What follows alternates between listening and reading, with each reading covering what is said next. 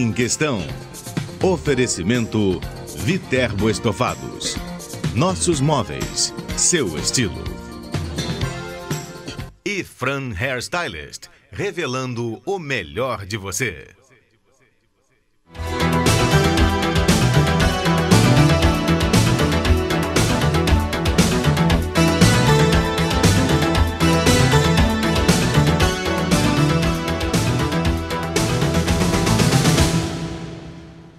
Um grupo de amigos que realizava trabalhos voluntários no Rio de Janeiro decidiu criar uma organização não governamental que pudesse estruturar essas ações.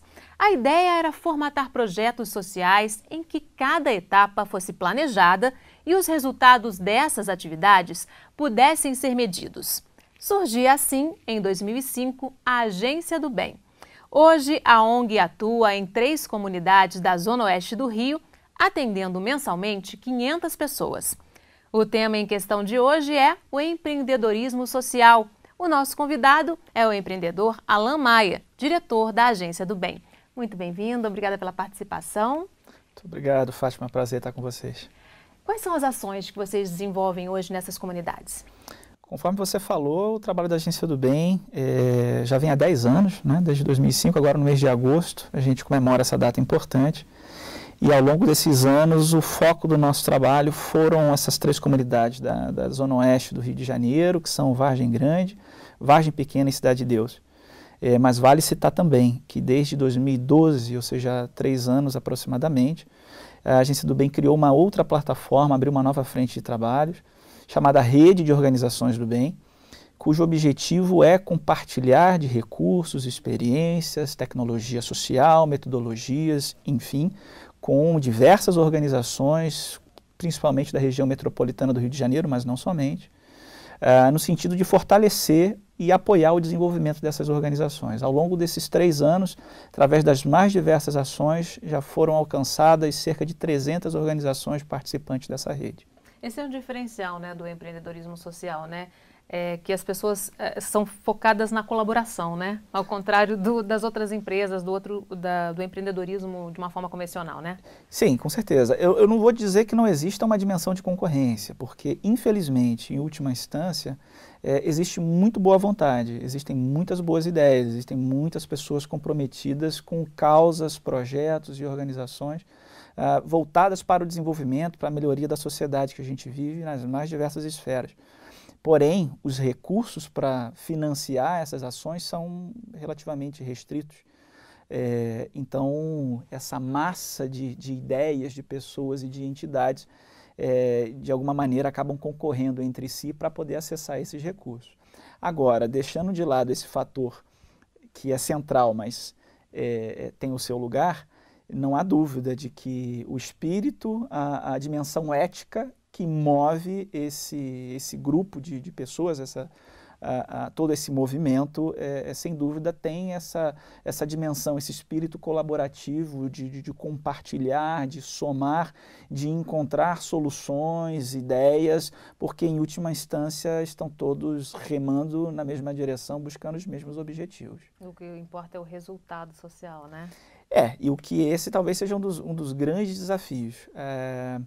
Estruturar uma organização, estruturar um projeto ou boas ideias, existem as mais diversas iniciativas, mas a gente começa a distinguir aquelas ações que são mais efetivas, vamos dizer assim, mais competentes, na capacidade de se acompanhar, monitorar, avaliar e alcançar os resultados pretendidos. Talvez esse seja atualmente um dos maiores desafios para o terceiro setor, para as organizações sociais. Boa vontade, não há dúvida de que existe. Boas ideias, boas ações, engajamento. Mas mostrar a efetividade da ação é algo ainda muito carente nesse segmento. Vamos falar um pouquinho então do trabalho que vocês realizam nessas comunidades? São atividades educacionais? Fala um pouquinho sobre isso. A missão da Agência do Bem, que foi inclusive revista recentemente num planejamento estratégico que realizamos, ela se mantém muito fiel a rigor lá desde os 10 anos, desde 2005, desde a sua fundação. Que basicamente hoje na redação, né, vamos lá, entre aspas, é promover o desenvolvimento humano e a cidadania plena através da educação para populações de baixa renda, de forma transparente e sustentável. Então, o foco do trabalho da Agência do Bem sempre foi esse segmento que a gente pode encontrar no contexto territorial das favelas, das comunidades de baixa renda, e aí vale dizer, nossa instituição, nossa equipe, a gente não usa o termo carente, a gente não trabalha em comunidade carente, a gente não trabalha com criança carente, ao contrário. O nosso olhar é da potencialidade. Né? Carências todos temos e das mais diversas esferas, então a gente tenta segmentar. Então é uma comunidade de baixa renda. Poderíamos fazer outros recortes, mas essa talvez seja uma distinção importante que a gente procura fazer. E todos os projetos que têm sido desenvolvidos nesses 10 anos de trabalho, eles têm esse recorte da educação como um eixo central de todas as ações que nós fazemos. Então são cursos, são oficinas, são capacitações, são treinamentos, palestras das mais diversas áreas, mas sempre tendo a educação como um eixo central. Boa parte das vezes essas ações são idealizadas pela Agência do Bem porque identifica uma determinada necessidade, uma determinada potencialidade naquele contexto local onde a gente já conhece, onde a gente já mapeou e busca parceiros que possam nos ajudar, seja uma parceria de ordem técnica, seja uma parceria de forma financeira que nos ajude a custear as ações que são realizadas. Ou muitas vezes somos procurados por agentes externos, parceiros nossos de outras dimensões, em outros locais, sabe o trabalho que está sendo realizado ali, está expandindo uma determinada atuação, tem uma metodologia que deu certo numa comunidade semelhante e tem interesse de aplicar ali também. Mas a educação, seja uma proposta da Agência do Bem, seja uma ideia externa que a gente adota, abraça e replique naquela localidade, eu diria que a educação é sem dúvida o nosso eixo central de trabalho. Para quem está assistindo, assim, para ter uma ideia mais concreta do que vocês realizam, que tipo de ação educativa, por exemplo, aulas de quê que acontecem lá? Eu vou destacar pelo menos 5 iniciativas que são historicamente aquelas que a gente trabalha e vem desenvolvendo ao longo dos anos, tá?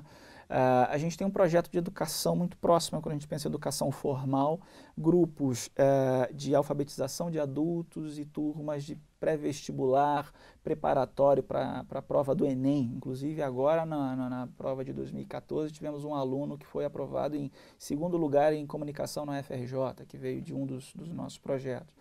A gente tem um projeto de educação musical, que a rigor é o projeto mais amplo da Agência do Bem, que são as escolas de música e cidadania, onde nessas 3 comunidades que a gente citou, a gente beneficia aproximadamente 300 alunos divididos entre elas, e temos outras 3 comunidades, que são a Maré, a Jardim América e São João de Meriti, onde esse projeto está sendo replicado como tecnologia social em parceria com outras organizações locais que também trabalham com a música, não para a formação de músicos profissionais, mas entendendo que a música é uma ferramenta fantástica para o desenvolvimento da criança e do jovem. Né? Então é escola de música e cidadania. Mais do que formar um músico, a gente está preocupado em formar o homem, a mulher, o cidadão de amanhã. A gente tem um outro projeto que é na área de tecnologia, que são aulas de informática, desde a informática básica até alguns cursos já preparados na dimensão da profissionalização, alguns cursos de programas e de softwares, na área de design, enfim. Hoje esse projeto acontece no Morro do Alemão, em parceria com uma organização dessa localidade. Foi a Agência do Bem quem montou toda a infraestrutura, os computadores, os softwares e os professores. A gente tem uma parceria com uma empresa que leva a mão de obra, leva os softwares e oferece as aulas e organiza junto com essa ONG do Alemão. A gente tem um 4º projeto voltado especificamente para o público feminino, que são oficinas de artesanato, um projeto chamado Beirarte, onde ao longo dos anos a gente já formou diversas turmas em inúmeras técnicas de trabalho artesanal, desde de produção de bijuteria até peças decorativas feitas com elementos reaproveitáveis, né, recicláveis, de PET, enfim. E por fim nós temos o projeto de comunicação comunitária, chamado Fato Feito, que consiste na identificação e formação de um grupo local da comunidade, onde eles são capacitados em técnicas de jornalismo, fotografia, enfim, e eles produzem, né, o noticiário local. Então, eles fazem a reunião de pauta, sempre tem algum elemento da Agência do Bem, algum membro da equipe que coordena, ou um consultor externo, geralmente um jornalista, né, com experiência na área, que é quem conduz esse trabalho, mas são os próprios moradores que trazem os temas, discutem, debatem, vão para a rua para apurar, montam essa publicação, fazem todo o processo gráfico, depois distribuem, que é uma forma da comunidade olhar para si, né, reverberar, enfim, amplificar os temas do seu interesse, como é que está a coleta de lixo, se a escola, se o posto de saúde local estão atendendo às demandas, enfim. As coisas boas que acontecem Sem normalmente dúvida. não chegam na grande imprensa. Isso é uma coisa, você tocou num ponto muito curioso, porque esse é um ponto que sempre chega e a gente discute muito isso, né, de uma maneira geral na sociedade. Notícia boa, como a gente não vê no jornal, né, tem aquela máxima da comunicação que diz que avião no céu não vende, né, não é notícia, né, mas quando o avião cai, repercute, mas tem milhares de voos no mundo inteiro acontecendo.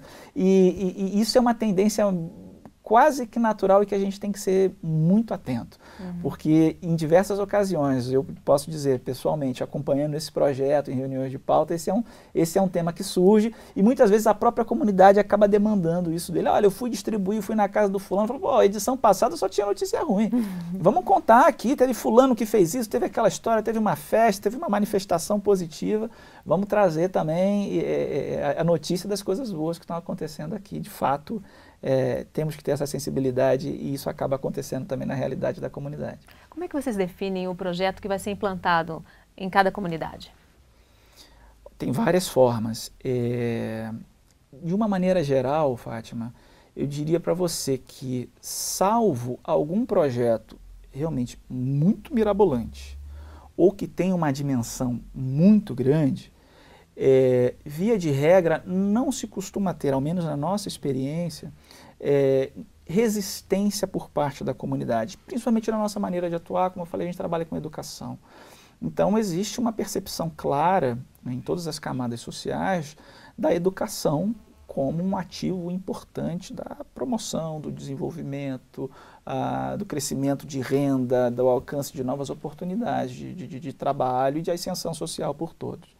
Então, nas experiências que nós temos, a nossa condição de abrir um novo projeto, muitas vezes está muito mais dependente da disponibilidade do recurso para fazer esse projeto acontecer numa nova comunidade, do que necessariamente haver o interesse ou a demanda local por alguma oportunidade, por exemplo, dentro desse leque, desse portfólio de 5 projetos. Quando a gente fala projeto de música para crianças, aprendizado artístico, cultural, é do interesse e existe sempre demanda, a gente tem fila de espera nas comunidades, enfim, a nossa experiência tem demonstrado isso.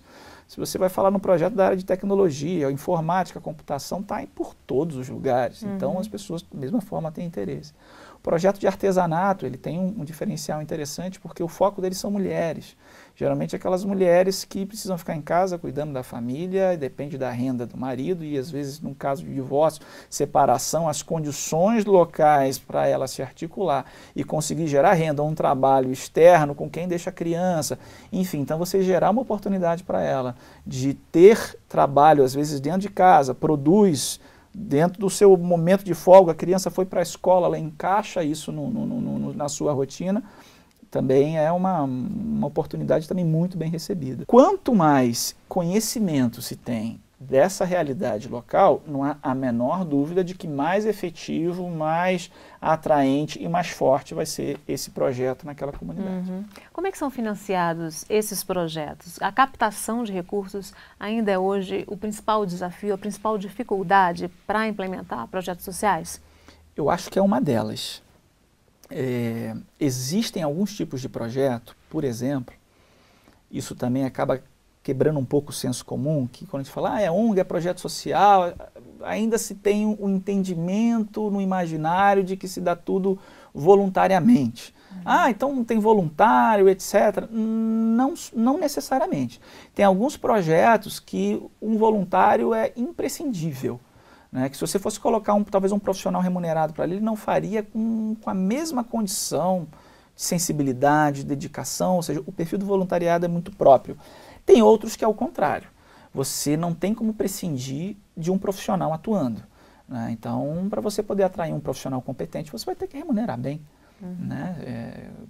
Uma lei de mercado natural, as pessoas vão buscar as melhores oportunidades. Então, por que elas vão trabalhar numa organização do terceiro setor? As pessoas precisam se manter também. Claro, exatamente, é muito justo que seja assim. Então, é preciso que você tenha uma boa remuneração a oferecer para esse profissional. É importante que você tenha instalações adequadas, né? Enfim, com equipamento, com material, com os insumos que aquele projeto demanda, porque senão isso se torna desestimulante para o funcionário, para o próprio, a pessoa que está participando, o aluno, aquele que está sendo atendido, ou o beneficiário final. Então, a disponibilidade do recurso é, sem dúvida, muito importante para você ter estrutura, para você poder manter os parâmetros de profissionalismo, de qualidade, etc. E até algum nível de sofisticação, né? Porque a gente também precisa quebrar aquela cultura de, para o pobre tudo serve. E ainda existe isso. Estou fazendo aqui uma doação XYZ, mas o projeto exige tal ou qual condição e que precisa mais disso e muitas vezes não se entende. Não, está indo, estou doando, estou ajudando, então qualquer coisa serve. Não é verdade, né? Se procura, se deseja um trabalho bem feito, um trabalho de qualidade, um trabalho capaz de mostrar resultados, o dinheiro é muito importante, mas para viabilizar todas essas outras condições.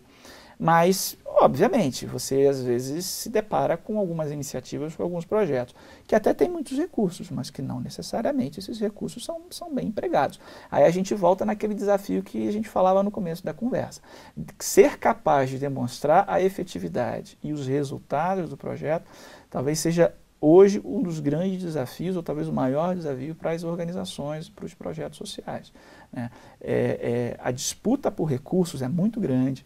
Existe uma condição de inúmeros projetos, e eu assim, dou um testemunho pessoal, falava do trabalho da rede de organizações do bem, são 300 organizações, boa parte delas, se não a grande maioria delas, organizações de pequeno e médio porte de base comunitária.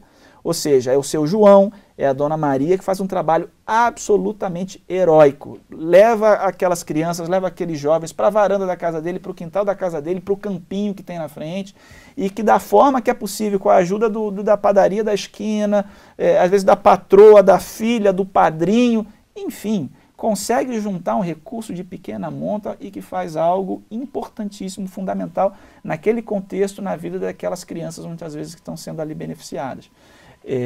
Então, quando a gente olha para recursos, a gente fala de financiamento, etc., não há a menor dúvida de que essa é uma condição fundamental. Mas existem outras tantas condições que também são muito importantes. Ok, nós vamos fazer um rápido intervalo. No próximo bloco, a gente continua falando sobre empreendedorismo social. O Em Questão volta em instantes. Até já!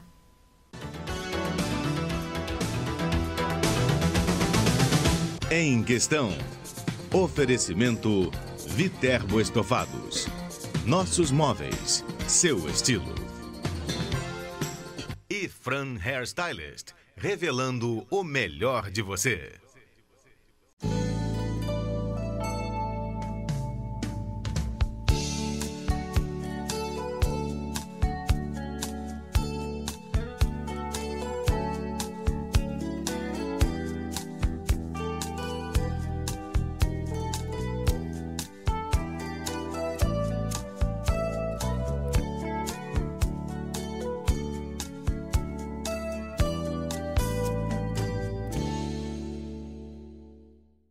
Em Questão. Oferecimento Viterbo Estofados. Nossos móveis, seu estilo. E Fran Hairstylist, revelando o melhor de você.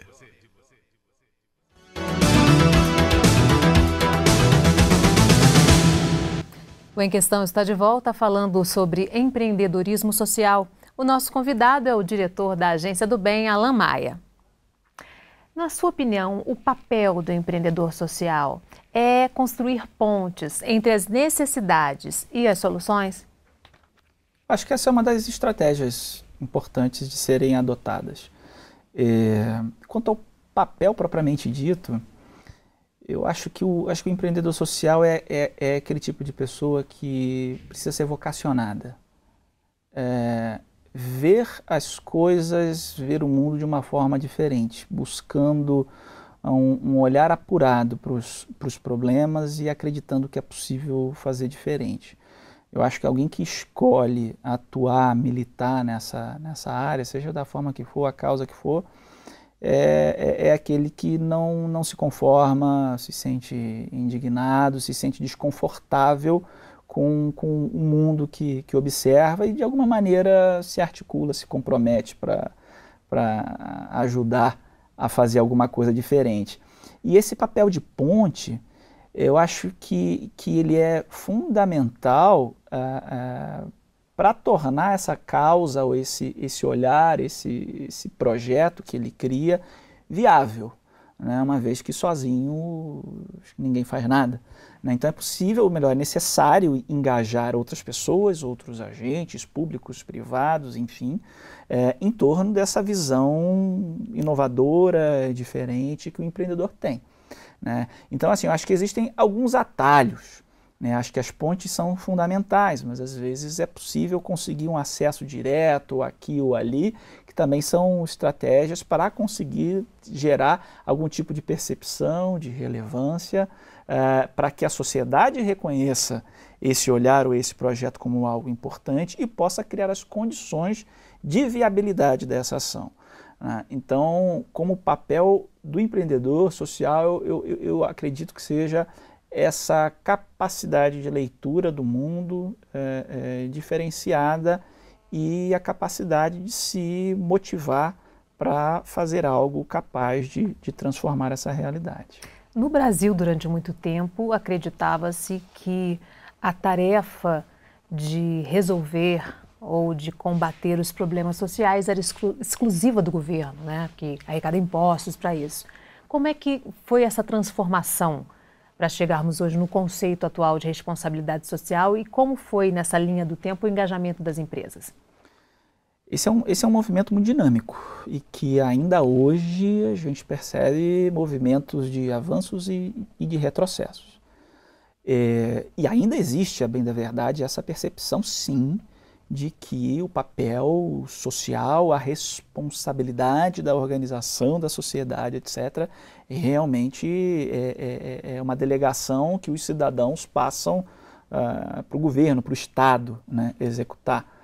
E no Brasil isso é muito forte, diferente de outras sociedades, diferentes de outros países, e aí a gente pode caminhar muito lá para trás, desde o conceito da colonização do Brasil, como é que se deu, etc., como se constituiu o país, né, o Brasil como nação, né, com todas as suas fragilidades, enfim, com todas as suas idiosincrasias, mas vale dizer, nesse sentido, e eu concordo, existe uma fala ainda recorrente de que a democracia no Brasil ainda é muito recente, né? Se nós formos pensar, né, os longos períodos ditatoriais que a gente passou ao longo do século XX, depois de séculos de império, etc., né, de colônia, nós somos uma sociedade ainda em formação.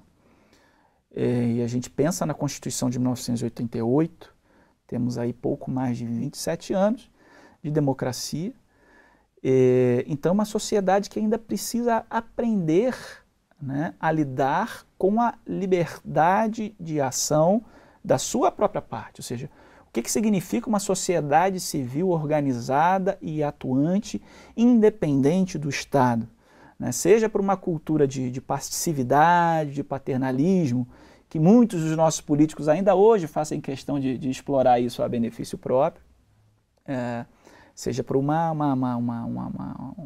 visão preguiçosa da parte da sociedade de achar que não, eu estou pagando meu imposto, eu sou um cidadão correto, honesto, então não me cabe fazer mais nada além daquilo que eu já faço, né?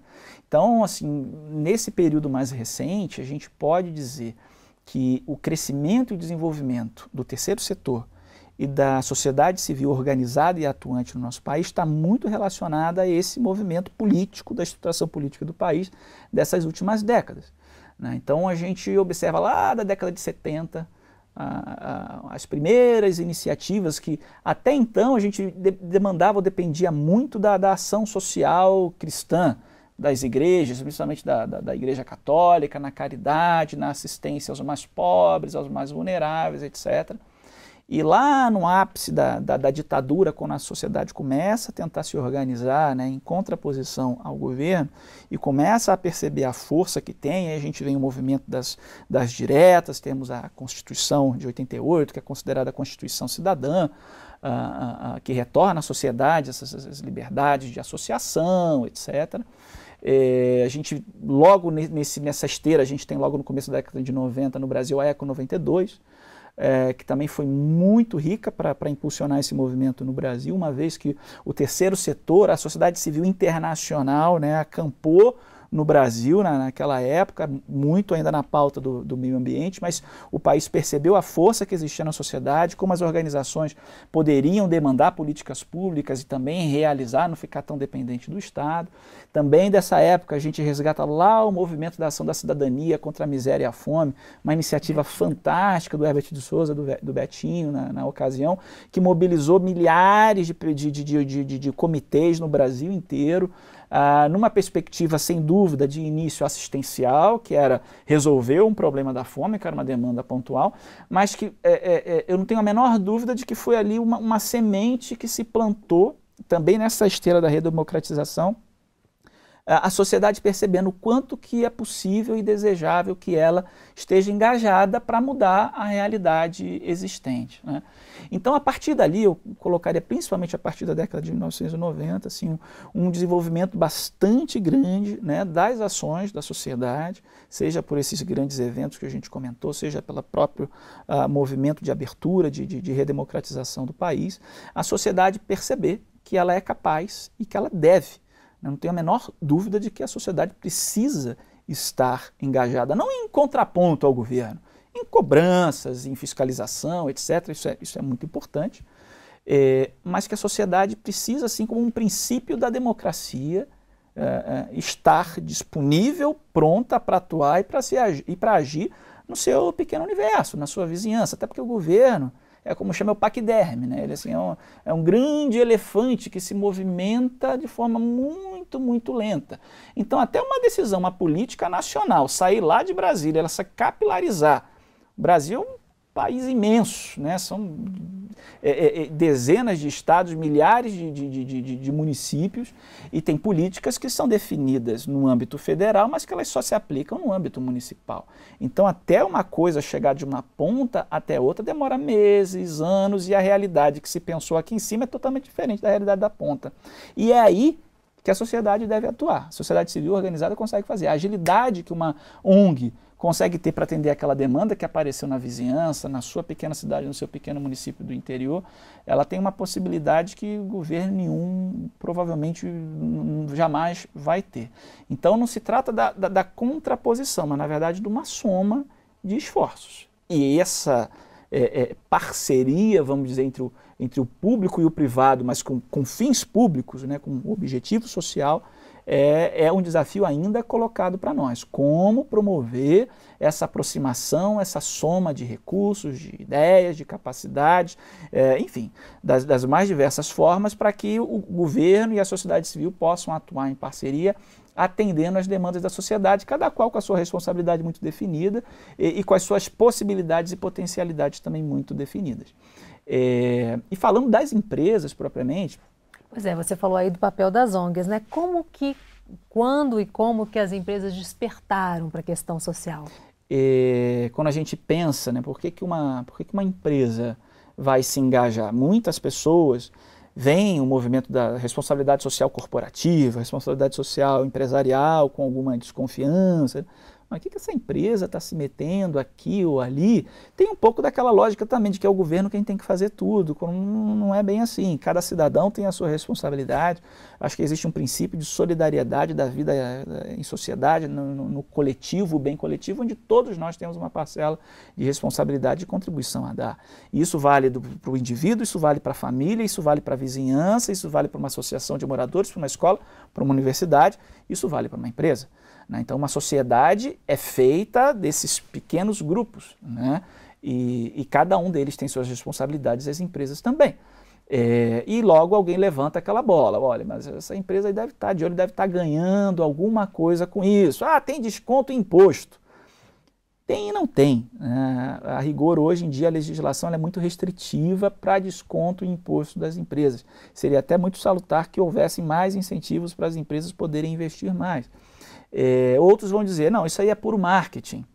Tem o lado de marketing também, porque se a sociedade amadurece nessa perspectiva ética e diz: eu não compro aquele produto daquela empresa que despeja os seus dejetos químicos no afluente que depois contamina o reservatório que vai abastecer a minha casa.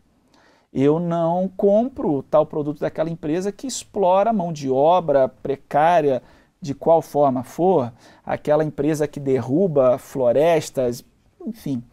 A sociedade começa a se colocar, e existem diversas pesquisas nesse sentido que mostram, né, cada vez mais que as pessoas, que o consumidor se torna a cada dia mais exigente.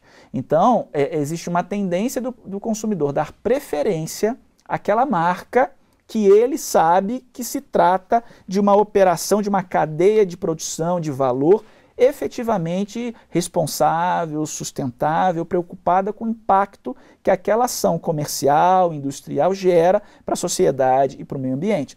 Então, é claro que as empresas têm um interesse comercial por trás desse engajamento, é até salutar em alguma medida que isso exista, mas isso só passa a existir na medida que a própria sociedade demanda isso da empresa.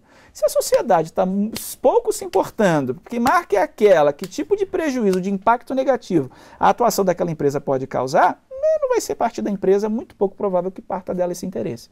Então, é nessa dimensão que a gente diz, é um movimento articulado, uma coisa puxa a outra. Se nós temos uma sociedade democrática, onde os assuntos são debatidos, a gente potencializa o desenvolvimento ético, o desenvolvimento dos valores sobre os quais essa sociedade se organiza. Então isso vai impactar a vida das pessoas em todas as dimensões, inclusive a atividade econômica, inclusive a atividade das empresas. E qual é o papel das universidades nesse contexto? Como que as universidades podem estimular o empreendedorismo social?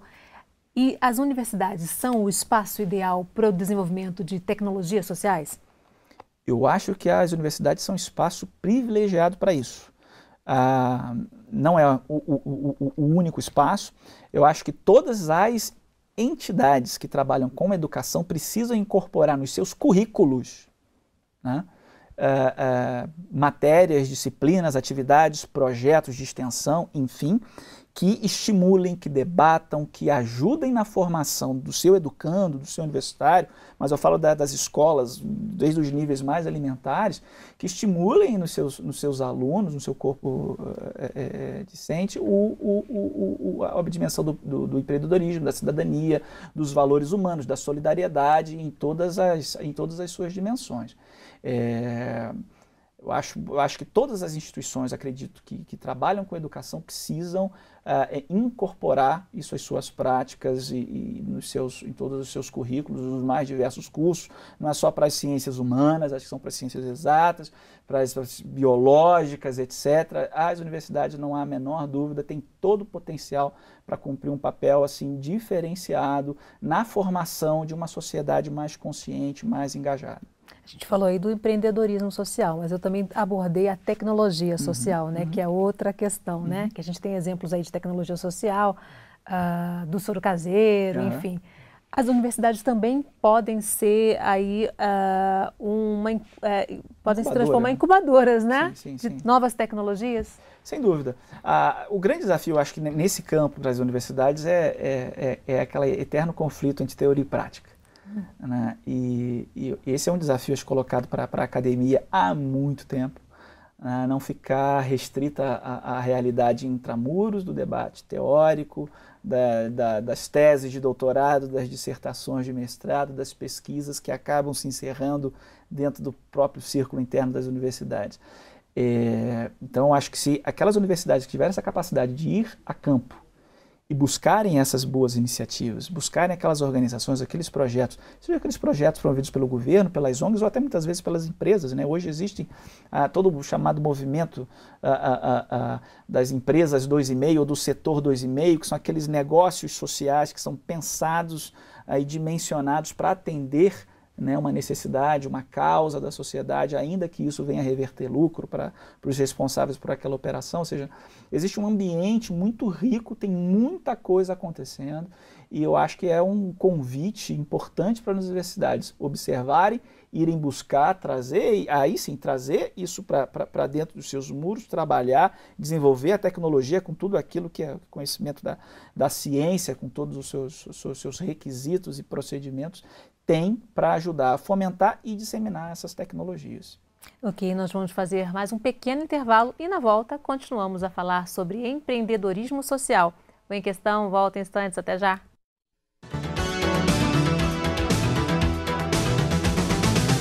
Em Questão. Oferecimento Viterbo Estofados. Nossos móveis, seu estilo. E Fran Hairstylist, revelando o melhor de você.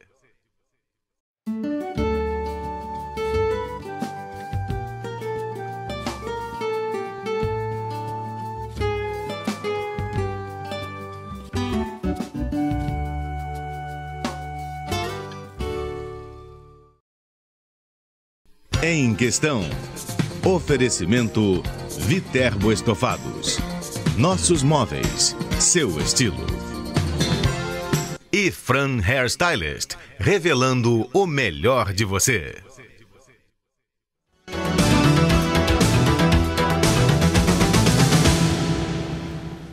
O Em Questão está de volta com o tema empreendedorismo social.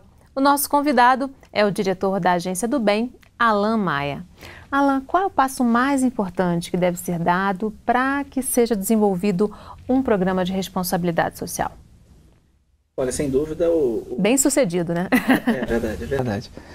Eu acredito que vem nessa necessidade do amadurecimento da questão dentro do corpo diretivo da organização da empresa, nesse caso. Existem aqueles movimentos, muitas vezes, que são propostos para um membro da equipe, num escalão intermediário, aquela pessoa que tem uma sensibilidade diferenciada e que todos reconhecem, que costuma trazer uma ideia de campanha no final do ano, vamos adotar um orfanato, tem aqui um grupo de crianças, etc. E às vezes até consegue criar algum tipo de repercussão interna, e assim as coisas começam a acontecer em muitas das empresas. Poucas são aquelas ainda hoje que têm efetivamente, não sei, as grandes empresas, que tem um setor estruturado de responsabilidade social, uma política desenvolvida, bem elaborada, etc. Geralmente, seja responsabilidade social, sustentabilidade, hoje esses temas são muito próximos, se sobrepõem um pouco, mas é fundamental que seja como for, que o tema ou que o interesse surja na discussão, no planejamento da empresa, que isso seja efetivamente abraçado pela alta direção. Se isso não acontecer, fatalmente, vai se ter a fala, o discurso de que aquela empresa é socialmente responsável porque uma vez por ano faz uma campanha de doação de sangue. Você entra lá no site, você vai ver lá o balanço, aí tem uma notinha, alguma coisa aqui e ali, nós somos uma empresa socialmente responsável. Mas o que se fez nesse sentido? Na data X ou tal, nós fizemos uma campanha para arrecadar brinquedos doados pelos funcionários para o Dia das Crianças, ou seja, a rigor isso não é responsabilidade social. Falar em responsabilidade social significa repensar todo o negócio da empresa e dimensionar todas as suas ações, todas as suas etapas do seu processo produtivo, que públicos e que instâncias do meio ambiente, da sociedade, do próprio corpo e da dimensão humana dessa atuação, quais são os impactos que essa empresa, no desenvolvimento do seu negócio, ela tem para cada um desses públicos e para cada um desses segmentos, né? Então, fazer responsabilidade social não é fazer uma campanha de vez em quando, não é fazer uma doação, sequer adotar uma instituição social ou um projeto puro e simples, mas sim repensar o negócio daquela empresa a partir de determinadas diretrizes, que vai demandar naturalmente planejamento, investimento de pessoas capacitadas para isso, a organização de processos, a estruturação de uma política específica para essa finalidade, mas que não tem a menor dúvida, cada vez mais é caminho sem volta, né? Então aquela nossa lógica de criar algo novo é despesa ou será que é investimento? né? Aquelas empresas que não forem capazes de perceber essa tendência que a sociedade demonstra, vão ficar para trás. E os indicadores são os inúmeros, né? Existem pesquisas, inclusive no mercado acionário, que mostram que aquelas empresas que realmente investem, que têm uma atitude socialmente responsável, uma política mais estruturada, mais criteriosa nesse sentido, são aquelas que têm menos variação em bolsa, mesmo com os solavancos, os altos e baixos do cenário mundial, que conseguem remunerar melhor os seus acionistas. Então, é uma questão ética, sem dúvida, mas é uma questão também de sobrevivência, é uma questão de negócio. E aquelas empresas, portanto, que sabem perceber isso e que a alta direção compra, elas conseguem realmente implementar. Uma das críticas que se faz à questão dos projetos de responsabilidade social realizados por empresas é que ele muitas vezes é pensado só em termos de marketing, em termos de resultado para a imagem da empresa, e nesse sentido questões mais sensíveis, como a questão da prostituição infantil, ficam de fora, né, desses financiamentos. Qual a sua opinião em relação a isso? É uma crítica bastante pertinente. Eu diria até que existe alguma tendência, a gente já observa alguns casos onde isso já começa a mudar um pouco. Mas existem realmente temáticas que são muito sensíveis. Você citou uma delas, a prostituição. Eu poderia citar, por exemplo, também projetos da área da deficiência. Embora na deficiência você tenha muitos projetos esportivos, por exemplo, pautados nas Paralimpíadas ou Paralimpíadas, então até mudaram o nome agora recentemente, passam por esse critério, assim, marketing social. Onde é que nós queremos associar, com quem nós queremos associar a nossa imagem, a nossa marca, etc. Todo mundo quer aquilo que é bonito, aquilo que é perfeito, aquilo que é bem sucedido. Então, esse tipo de temas são temas muito sensíveis e por isso, historicamente, com dificuldade maior de estabelecer essas parcerias, de conseguir esses recursos de patrocínio de empresa. Mas isso vem mudando por um lado. Agora, fato concreto é que aquelas empresas que fazem esse tipo de critério como um critério de distinção não são empresas socialmente responsáveis. São empresas que fazem marketing social. O marketing social, ele tem seu lugar dentro de uma estrutura, de uma política de responsabilidade social. Na medida em que essa estrutura, que essa política muito mais ampla, mais complexa, que demanda e que considera muitos outros elementos, ela não está estabelecida, não está estruturada, aí é que sobram essas brechas.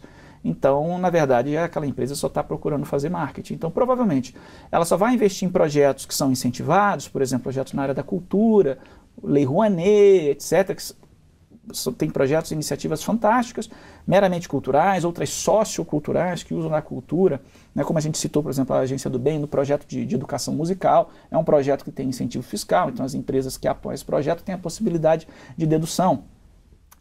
Mas outras causas que não trazem esse benefício para a empresa ficam realmente relegadas a segundo plano e aquelas organizações que se pautam em torno desses temas passam realmente a ter problemas bem delicados para a sua sustentabilidade.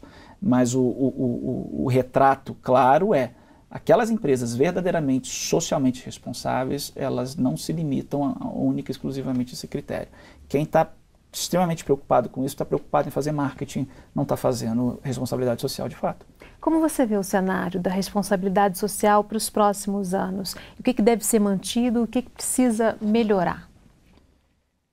Precisa haver um amadurecimento efetivo do que responsabilidade social significa. A gente, nesse momento, estamos no início de 2015, tivemos eleições no final do ano passado e o cenário político-econômico ainda é um tanto quanto nebuloso nesse início de ano. Inclusive, na perspectiva da economia, se fala num período de recessão ou pelo menos de estagnação aí pelos próximos 1, 2 anos. Esses são os primeiros projetos a serem cortados? Exatamente. Eu estava chegando lá, exatamente esse o ponto. Então, se você tem um cenário restritivo, né, de estagnação, de recessão, é muito comum de que vamos rever o nosso orçamento, onde é que dá para cortar. Vamos cortar nesse projeto aqui, vamos cortar naquela ação social, vamos diminuir o investimento que a gente faria para diminuir a emissão de gases, porque exigiria, enfim, um montante que a gente pode deixar para depois. Então, quais são os critérios utilizados pelas empresas na hora de analisar e estudar um orçamento, o que é a prioridade e o que é secundarizado? O que a gente observa é que o que fica de lado, o que fica para segundo plano, são justamente aqueles investimentos ou aquelas despesas relacionadas às ações de responsabilidade social e à área de sustentabilidade. Então, um amadurecimento do entendimento do que isso significa para a marca, para o negócio, é muito importante e isso de uma maneira geral. E fora, eu imagino que a capacidade desse conceito se capilarizar principalmente nos segmentos médios e pequenos da economia. As grandes empresas, as grandes marcas, as multinacionais, etc., estão todas mais ou menos posicionadas. Algumas com projetos mais criteriosos, mais interessantes, outras ainda muito embrionários, algumas muito preocupadas com o marketing, com o chamado greenwashing, né? Que vamos fazer alguma coisa aqui, exatamente, vamos fazer uma maquiagem aqui só para a gente ficar bem na fita, né? Como se diz, mas não tem uma atuação, um trabalho socialmente responsável, uma política de sustentabilidade estabelecida.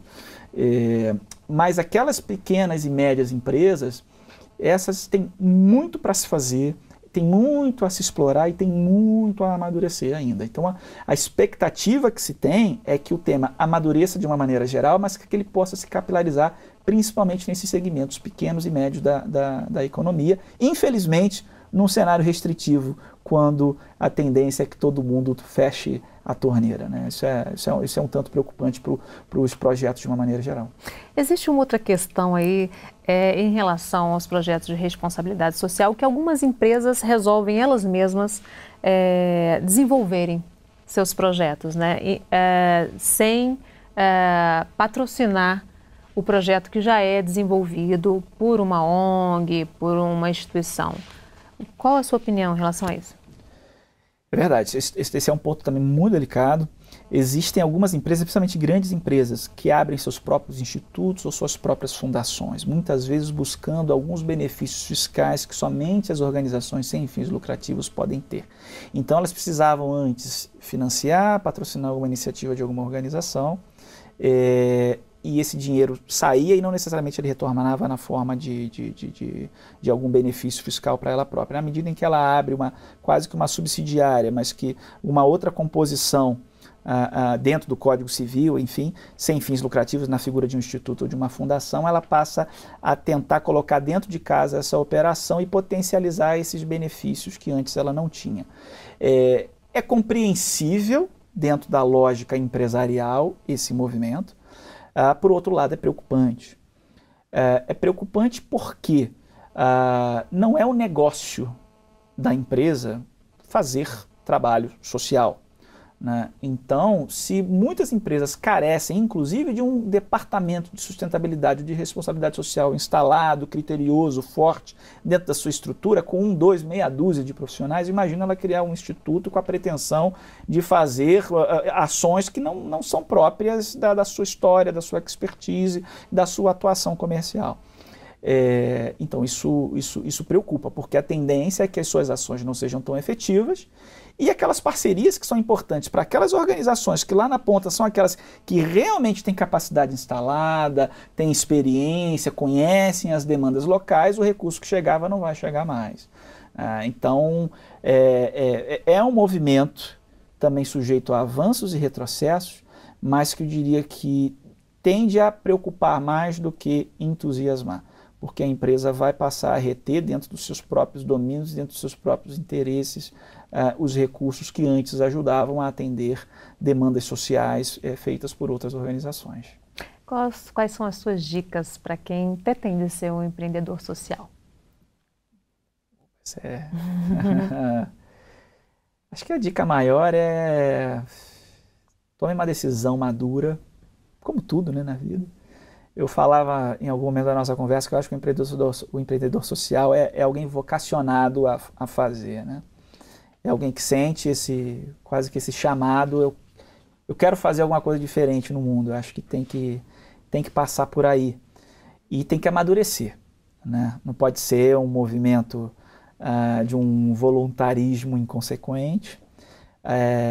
Criar uma entidade, um projeto, ou mesmo uma empresa social, um negócio social, que hoje em dia está muito em voga, exige muita responsabilidade, muito compromisso, porque a rigor não é diferente de uma empresa. Você precisa ter contador, você vai ter folha de pagamento, você vai ter impostos a recolher, você tem inúmeras responsabilidades, inúmeros compromissos, que vão te exigir muito do seu tempo, muito da sua energia, se é que você quer fazer um trabalho consistente, um trabalho bem feito.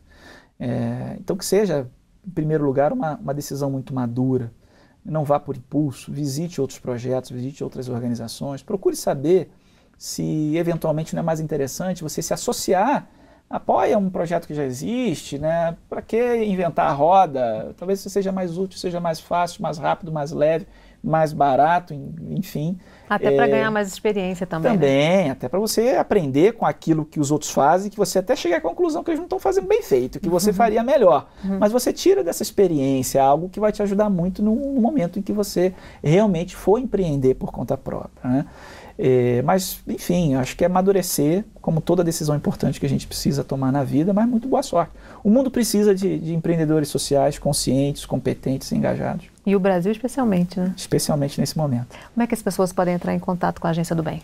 Bom, eu convido a quem quiser conhecer mais do trabalho da Agência do Bem, que visite o nosso site na internet, que é o agenciadobem.org.br, ou pelo nosso telefone, no nosso escritório do Rio de Janeiro, 21 2428 2547. Vai ser um prazer conversar, receber, apresentar o trabalho que a gente faz e compartilhar um pouco da experiência que a gente acumula ao longo dos anos. Ok, infelizmente o nosso tempo acabou. Eu agradeço a participação do diretor da Agência do Bem, Alan Maia, e a gente tem um encontro marcado no próximo Em Questão. Eu espero você, até lá.